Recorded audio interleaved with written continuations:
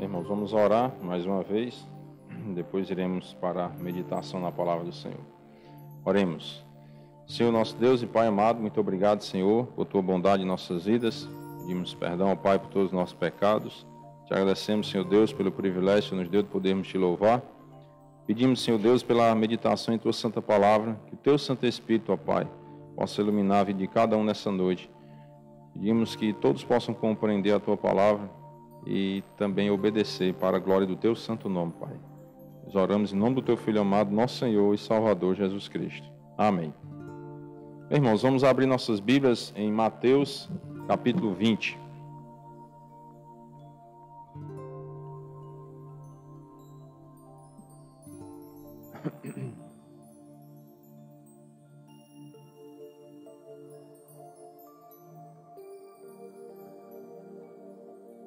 Mateus capítulo 20.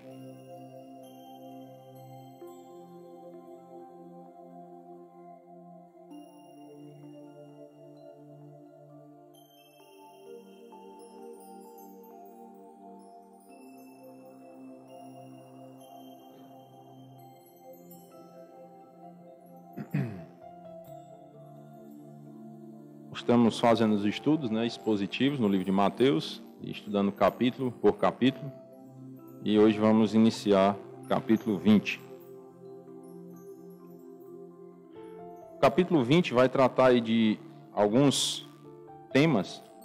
Vou só falar aqui dos temas para que os irmãos possam se ir situando. Ele vai falar da parábola dos trabalhadores na vinha, vai falar sobre Jesus, que ele fala com os discípulos sobre a sua morte e a ressurreição. Também fala sobre o pedido da mãe de Tiago e de João e sobre a cura de 2 cegos de Jericó. Então, são temas que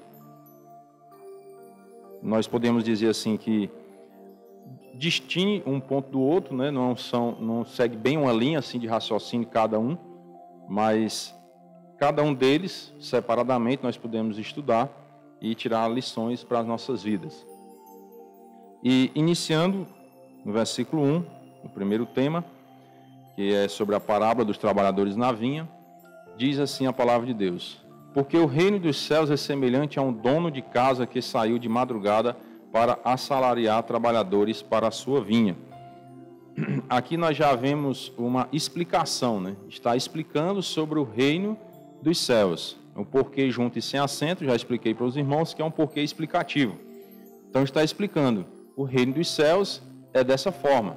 É como um dono de casa que saiu para assalariar trabalhadores para a sua vinha. Ele está fazendo aí uma comparação, o que nós chamamos também de analogia, para que as pessoas possam abrir mais o entendimento para compreender como é o reino dos céus. E essa parábola é bem interessante, que ela vai falar sobre como você entrar no reino dos céus. Quais são os critérios que Deus usa para que as pessoas entrem no reino dos céus? Que critério Deus usa? E aqui é falado sobre isso, É bem interessante que a carga horária de trabalho naquela época eram 12 horas por dia. Começava às 6 da manhã e até às 6 da tarde, ou seja, até às 18 horas. Se você parar para observar, o povo judeu ele tem um costume de ser bem-sucedido. São pessoas que são bem-sucedidas. Por quê? Porque são pessoas que trabalham muito. Trabalham muito. Dificilmente você vai ver um judeu passando fome, na miséria. Porque eles já foram acostumados a trabalhar bastante. E, infelizmente, na nossa cultura brasileira, a cada dia está querendo diminuir a carga de trabalho das pessoas. Irmãos, eu não estou aqui para criticar governo, política, nada, mas pare para observar o que a Bíblia ensina. Pare para observar. É isso que o crente tem que fazer. Não é viver a vida inteira criticando os governos ou os governantes, seja lá o que for. Mas é você parar para observar o que a Bíblia ensina e ver, será que é bom esse negócio de diminuir a carga horária de trabalho? Você trabalhar cada vez menos? E antigamente eram 12 horas de trabalho. As pessoas eram bem-sucedidas. E o que será que acontece com a carga horária diminuindo, as pessoas trabalhando menos? Será que as pessoas vão ser mais bem-sucedidas? Né? Não produz? Quanto menos você produzir, menos riqueza você terá. É lógico isso aí, é só raciocinar. Se eu trabalho menos, então eu ganho menos. Estou falando do mesmo trabalho, certo? O mesmo trabalho. Vamos supor na roça, eu vou brocar e aí eu trabalho 4 horas por dia. Como muitos trabalhadores de roça hoje só querem trabalhar meio dia de serviço. É até difícil encontrar um trabalhador de roça hoje para trabalhar às 8 horas, pelo menos 8 horas. Alguns dizem que é porque à tarde o sol é quente, e aí não vão, certo? Alguns dizem assim. E aí você, dentro de 4 horas de trabalho, por exemplo, você broca uma tarefa, que não dá, né? Mas eu estou só para ficar mais fácil calcular. Então, quer dizer que se você trabalhar 8 horas, você vai brocar 2. Se você trabalhar 12 horas, vai brocar 3. Então, em um mesmo dia, você consegue produzir 3 vezes mais.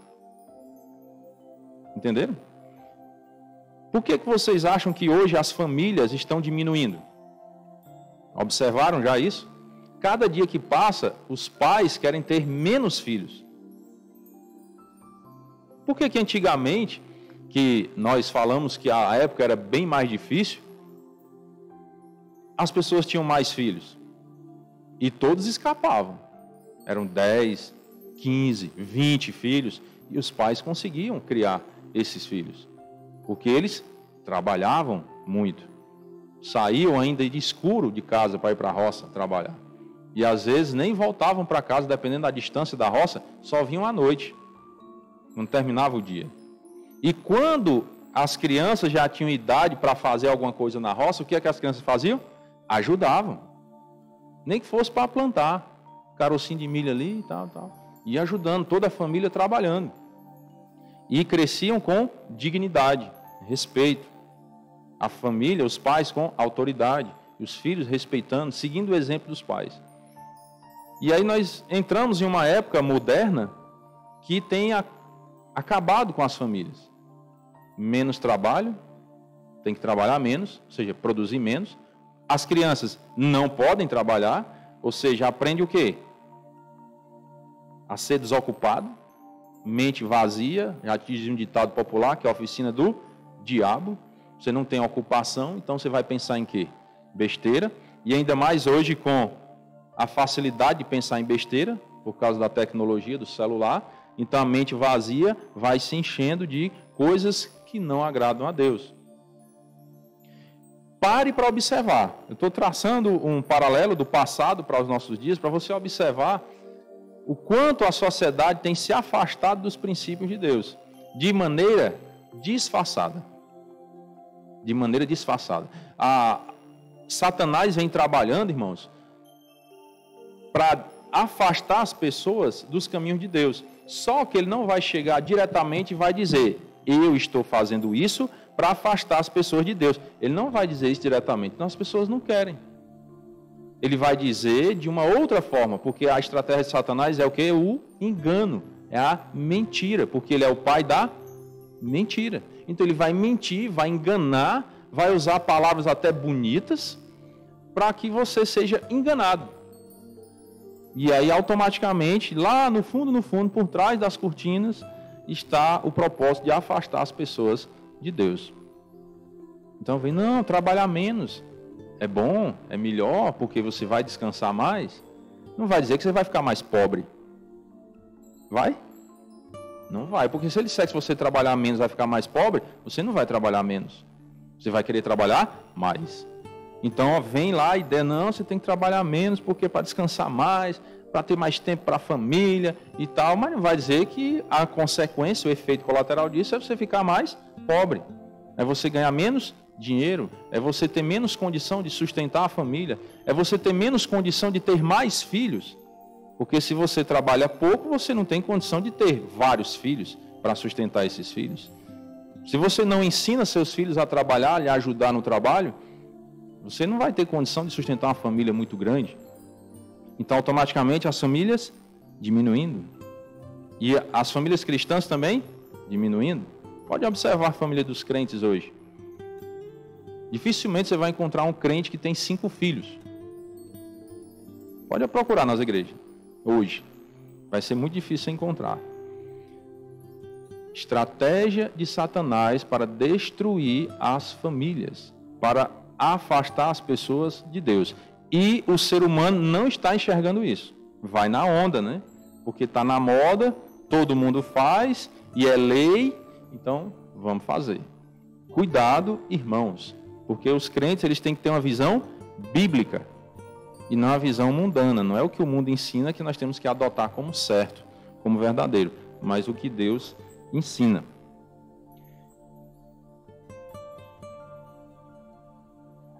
Versículo 2 diz: E tendo ajustado com os trabalhadores a 1 denário por dia, mandou-os para a vinha. Né? 1 denário era o salário de um dia de serviço. Era um pagamento justo por um dia de trabalho. Saindo pela 3ª hora, viu na praça outros que estavam desocupados. Observe que ele foi lá na 1ª hora de trabalho, ajustou o salário com alguns trabalhadores e levou eles para o trabalho. Mas na 3ª hora, que era 9 horas da manhã, porque começava às 6, né? 9 da manhã, ele viu na praça outros que estavam ali desocupados, não tinham conseguido o trabalho ainda, né? Os trabalhadores iam lá para um local, ficavam ali esperando as pessoas contratarem ele para os serviços. E ali 9 horas ainda tinha gente lá que não tinha sido contratado. Então ele disse para esses outros: Ide vós também para a vinha, e vos darei o que for justo. E eles foram. Preste atenção que os primeiros trabalhadores, o dono aqui da vinha, ele diz, acertou o salário, vou pagar 1 denário para cada um. Só que esses outros da 3ª hora, ele não disse quanto ia pagar, ele disse que ia pagar o que fosse justo. E os trabalhadores confiaram na justiça do dono da vinha. E foram, simplesmente foram. Tendo saído outra vez perto da hora 6ª e da hora 9ª, procedeu da mesma forma. A hora 6ª era meio-dia, 12 horas, e a hora 9ª era 3 da tarde. E saindo por volta da hora 1/10, que era 5 da tarde. Era como se fosse a hora 11 do dia, certo? Faltava só 1 hora para acabar o serviço. Ele encontrou outros que estavam desocupados e perguntou-lhes: Por que estivestes aqui desocupados o dia todo? Responderam-lhe: Porque ninguém nos contratou. Então lhes disse ele: Ide também vós para a vinha. Então ele contratou trabalhadores aí durante o dia inteiro, né? Desde a 1ª hora, a 3ª hora, a 6ª, a 9ª e a 1/10. E levou-os para a vinha. E esses últimos trabalhadores, né, desde a hora 3ª até a 1/10, ele não ajustou o pagamento. Disse que ia pagar o que fosse justo. E eles foram. Já estavam, esses da hora 1/10, já estavam com certeza desesperados, né? Não vai ter mais trabalho. Já 5 horas da tarde, vai já acabar o dia de serviço, 6 horas, e aí vamos para casa sem ganhar nada. Desesperados já no final da linha, no final da caminhada. Mas chegou ali a esperança, né? O dono da vinha viu eles ali e também os chamou para o trabalho. Ao cair da tarde, disse o senhor da vinha ao seu administrador: Chama os trabalhadores e paga-lhes o salário, começando pelos últimos, indo até os primeiros. Aqui você já começa a ficar assim um pouco se perguntando: mas por que ele vai começar a pagar pelos últimos? Não era certo pagar logo pelos primeiros, porque já estavam ali desde o começo do dia e já estava mais tempo para poder eles irem mais cedo para casa? Só que olha o que é dito no versículo 1. Ele está explicando como é o reino dos céus, não como é o mundo. O reino dos céus é assim. Não tem essa prioridade ou essa distinção das coisas. Todos são tratados da mesma forma. Não importa se você chegou primeiro ou chegou por último. Assim é o reino dos céus. Não temos privilégios a mais do que outros para entrar no reino, para a entrada no reino, certo? Vindo os da hora 1/10, recebeu cada um deles um denário. O denário era o salário pelo dia inteiro de trabalho. Mas eles só trabalharam 1 hora, mas receberam o salário do dia inteiro. Ao chegarem os primeiros que foram contratados, que o dono da vinha ajustou o pagamento com eles, que disse que era um denário, pensaram que receberiam mais do que um denário. Ora, os que chegaram na última hora receberam um denário, então nós vamos receber mais, trabalhamos o dia todo. Só que observe, com os primeiros, o senhor lá, o dono da vinha, ajustou o pagamento, não ajustou? Isso que era um denário. Com os demais, vou pagar o que for justo.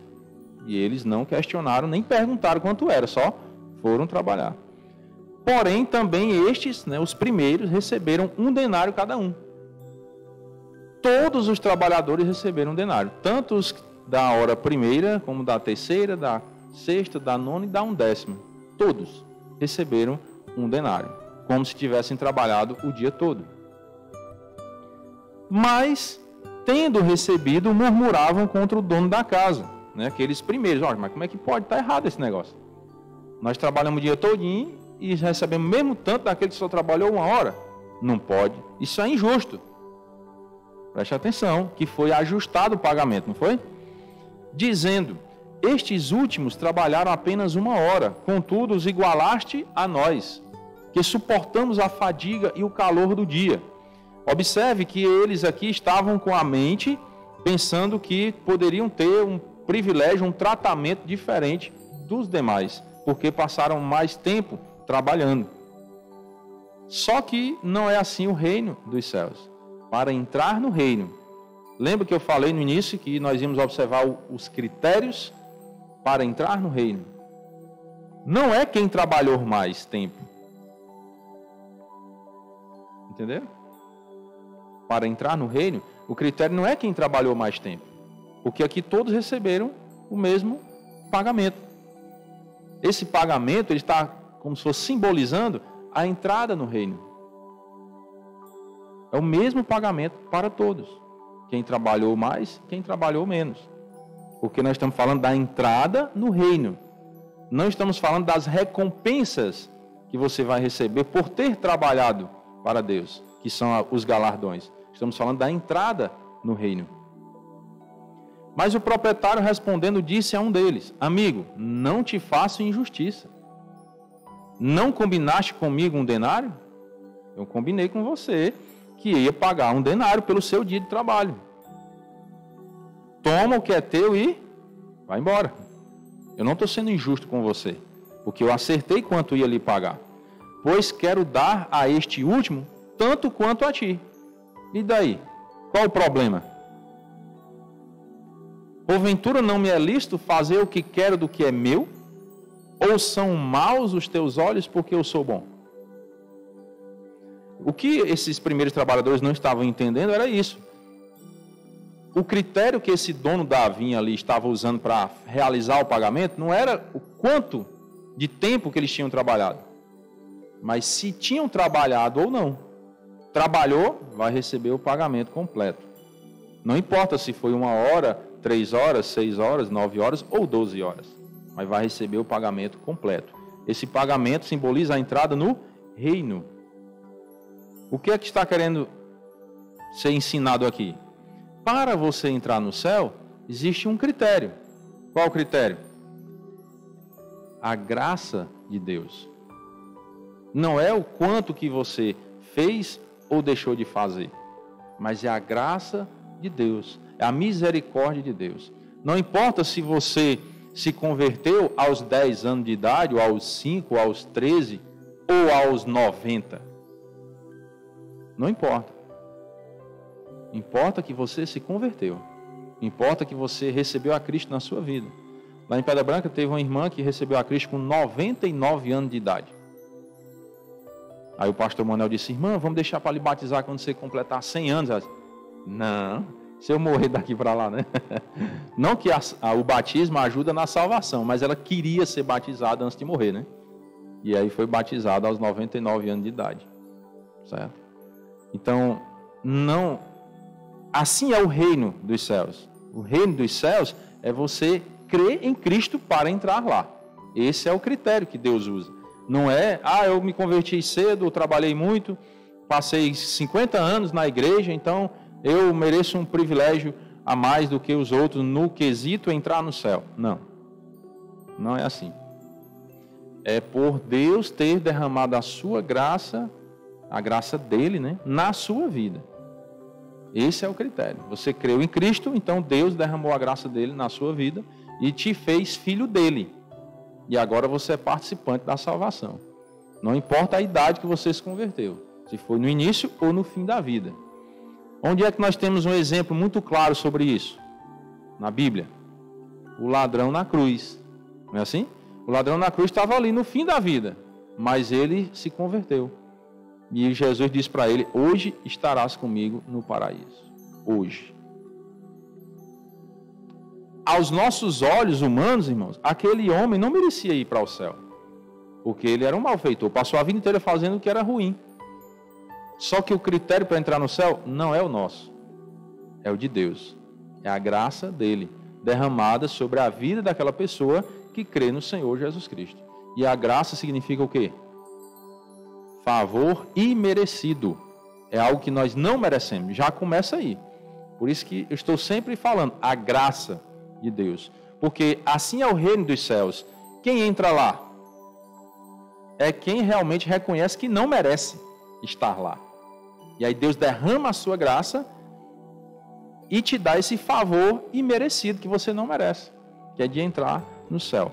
Assim é o reino. E as pessoas que acham isso injusto, como pode um ladrão na cruz, no final da vida ali, porque diz que creu em Jesus, entrar no céu, isso não é justo. As pessoas que pensam assim, estão dizendo que Deus é ruim. Estão dizendo que Deus não é bom, que Deus errou. E como que você quer a graça desse Deus que você está acusando ele de ter errado, de ser injusto? Fica incoerente você querer a graça de um Deus que você considera injusto.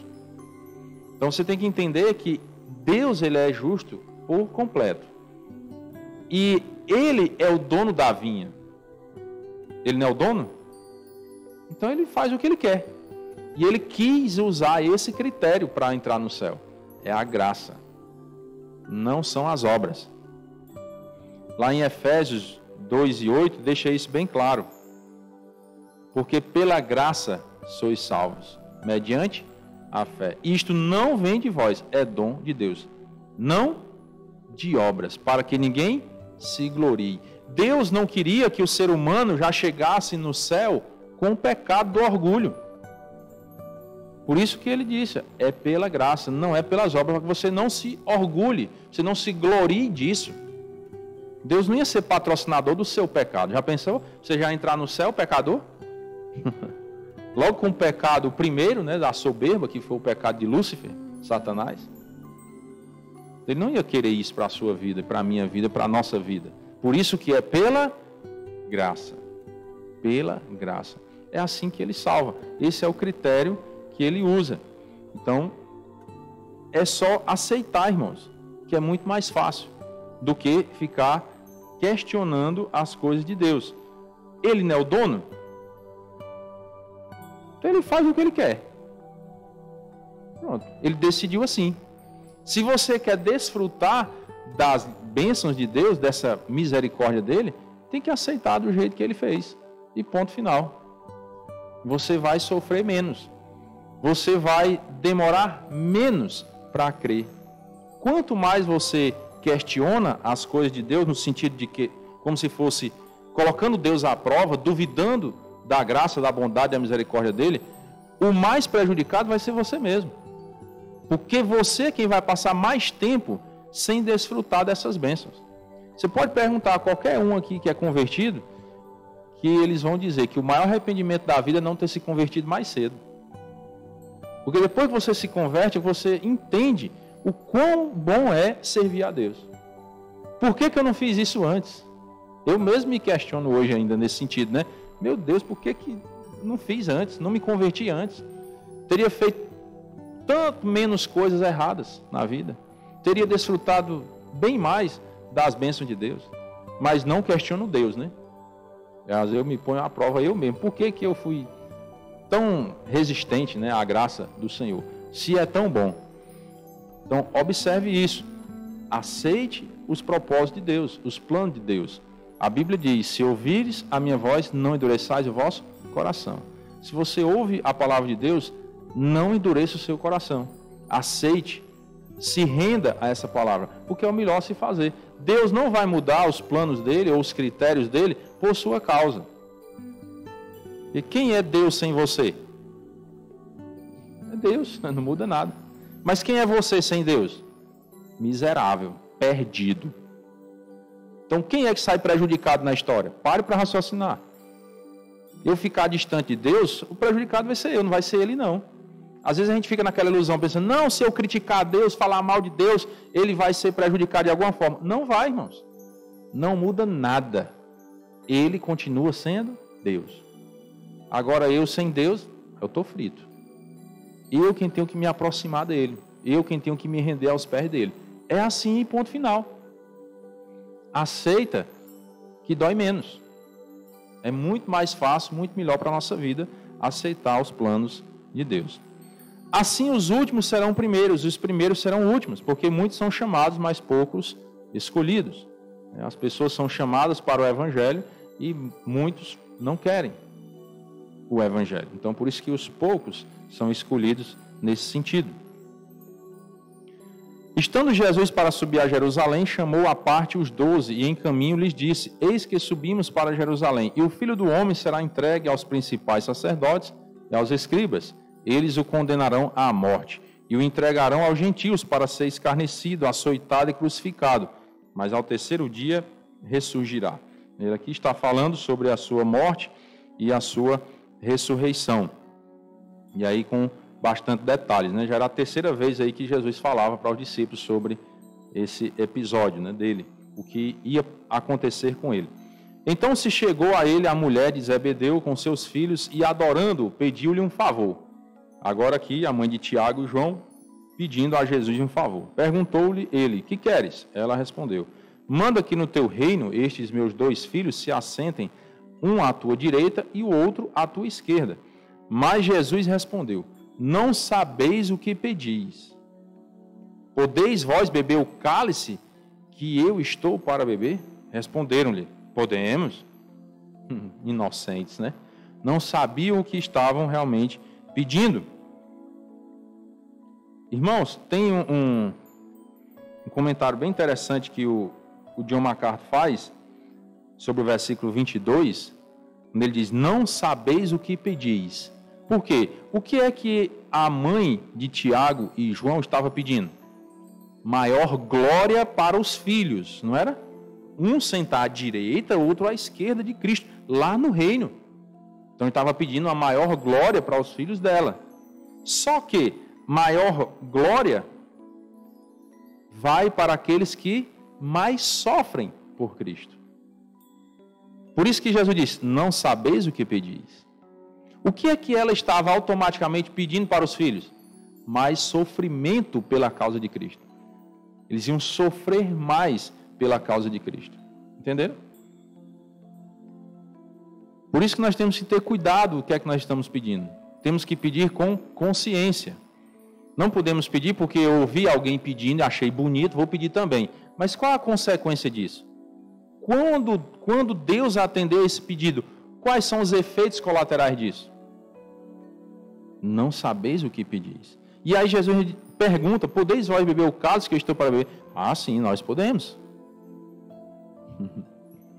O que era esse cálice que Jesus estava para beber? A ira de Deus sobre o pecado. A ira. E essa ira envolvia sofrimento, morte, pela causa de Cristo. E eles dizem, nós podemos. Então vocês podem sofrer e morrer pela minha causa? Vocês que estão dizendo. Então lhes disse, bebereis o meu cálice. Já que vocês estão dizendo, realmente vocês vão beber o meu cálice. Mas o assentar-se à minha direita e à minha esquerda não me compete concedê-lo. É, porém, para aqueles a quem está preparado por meu Pai. Quem podia definir quem ia sentar à direita ou à esquerda de Cristo no reino? Só Deus. Quem pode escolher, quem pode definir isso? Só Deus. E aí Jesus diz, bebereis o meu cálice, porque Jesus sabia o que ia acontecer com Tiago e João. O que aconteceu com Tiago? Ele foi decapitado. E João foi torturado e exilado lá na ilha de Patmos. Eles beberam o cálice. Sofreram pela causa de Cristo. Mas nada garantia que eles iam assentar um à direita ou à esquerda do trono de Cristo lá no reino. Porque isso era só Deus que podia escolher, que pôde fazer. Certo?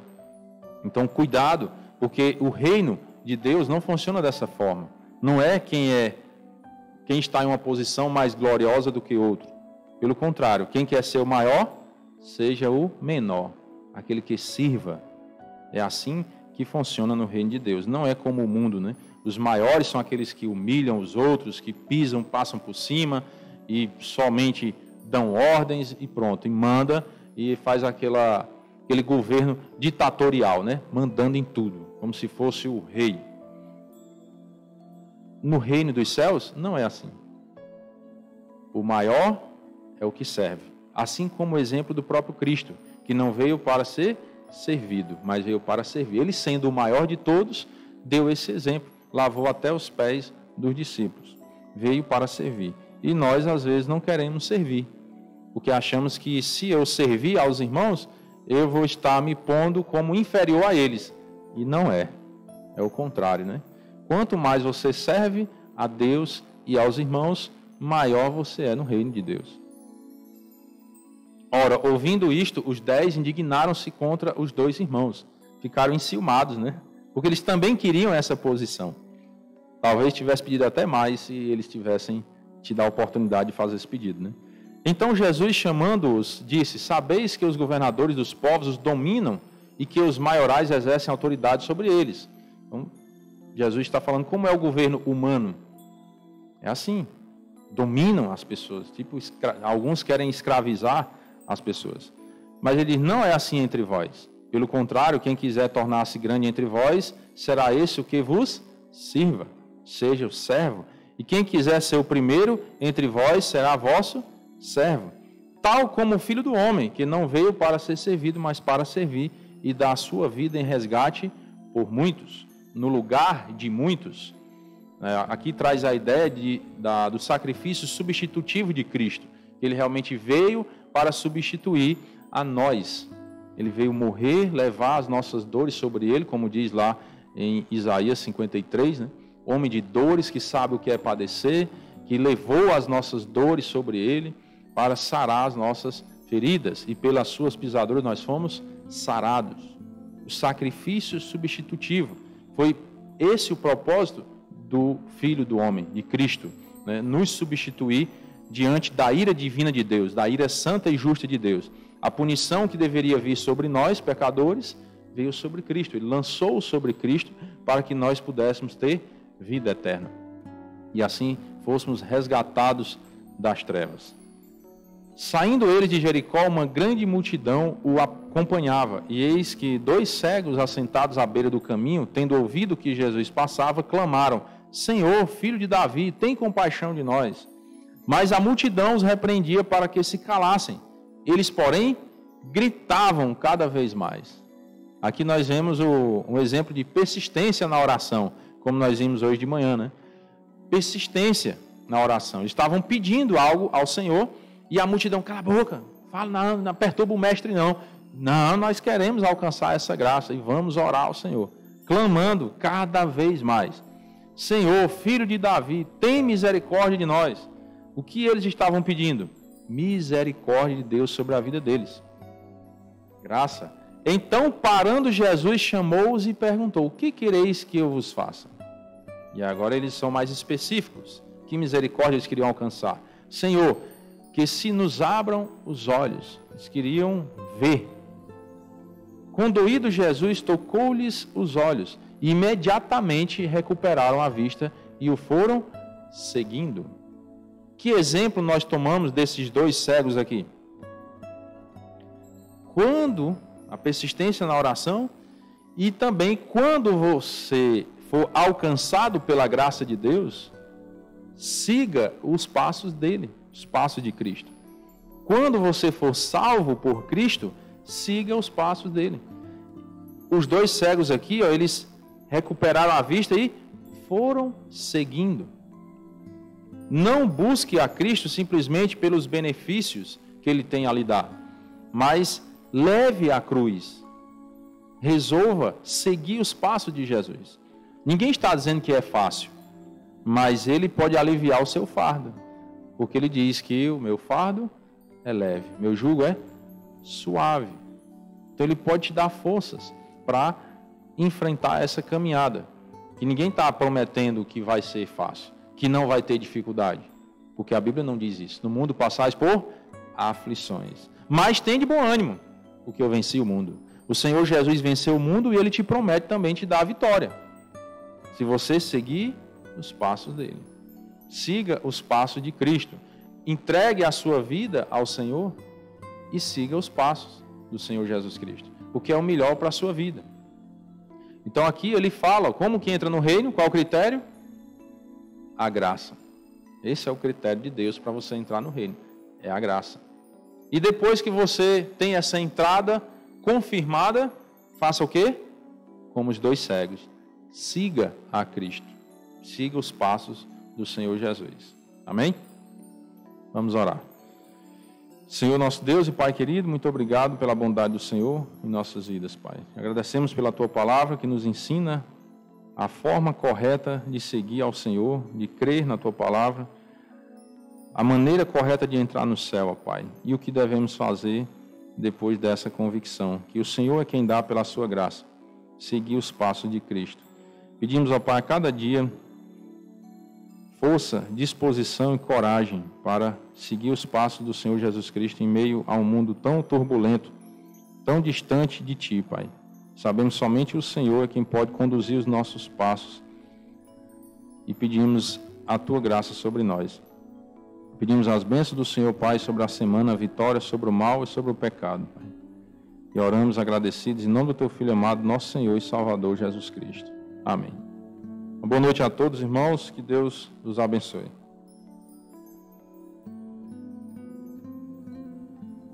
Tem chá? Hoje tem chá, irmãos. Quem quiser tomar um chazinho, pode se dirigir aqui para trás.